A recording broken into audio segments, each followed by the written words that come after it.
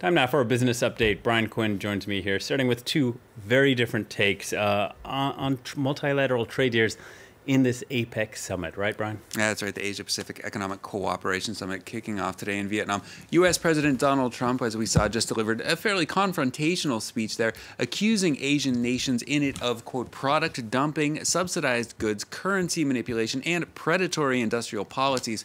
Trump made no secret of his special distaste for multilateral trade deals. Now, many Asian nations at APEC are moving forward with their own such deals without the U.S. Trump famously pulled the U.S. out of the Trans-Pacific Partnership. The remaining 11 countries are now seeking their own agreement. In his speech following Trump, Chinese President Xi Jinping called globalization, quote, an irreversible historical trend. This as China pushes ahead with its own Asia-Pacific trade deal, the Regional Economic Comprehensive Partnership. Now, while such deals are now off the table for the U.S., Trump says he is still looking to make deals. The United States is prepared to work with each of the leaders in this room today to achieve mutually beneficial commerce that is in the interests of both your countries and mine. That is the message I am here to deliver.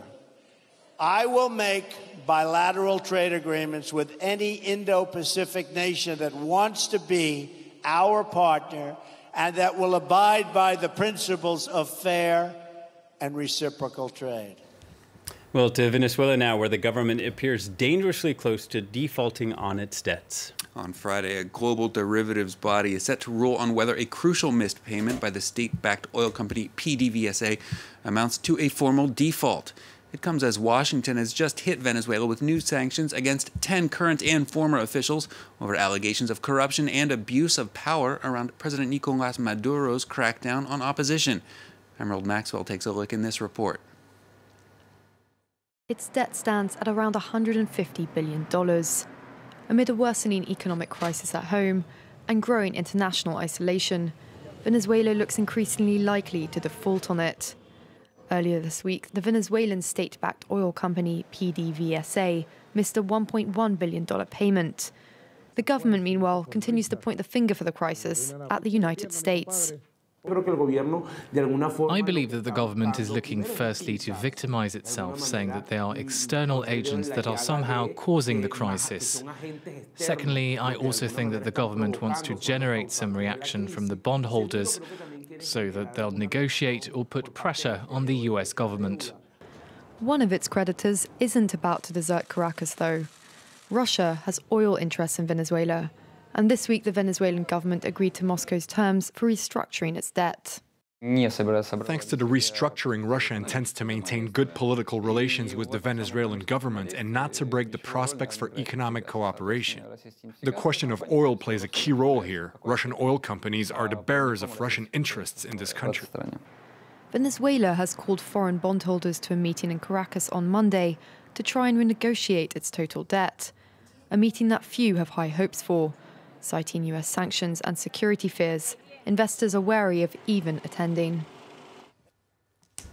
All right, time now for a check on the markets. How's the trading action so far today? European markets opening slightly higher as investors look ahead to some expected positive earnings reports later in the day. London's FTSE 100 up around 0.1%. Frankfurt DAX up around 0.2%. The CAC 40 here in Paris just above the flat line.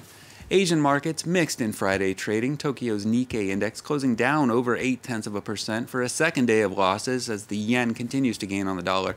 The Caspian Seoul down 0.3% as blue chip stocks lost ground there. Hong Kong's Hang Seng up slightly. The Shanghai Composite up just a bit more. And finally, for business, some sobering new figures on the distribution of wealth in our modern society.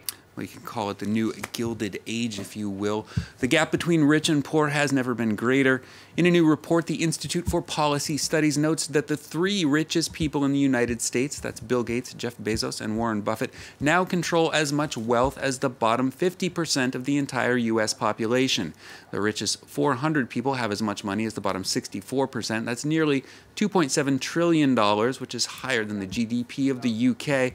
The report's authors also pointing out that inequality is still rising and that the Republican tax cuts proposed in the U.S. would likely make that worse. So we'll see how that tax bill proceeds in the Senate in the coming days, Will. All right, thank you, Brian. Brian Quinn with a roundup of the business news.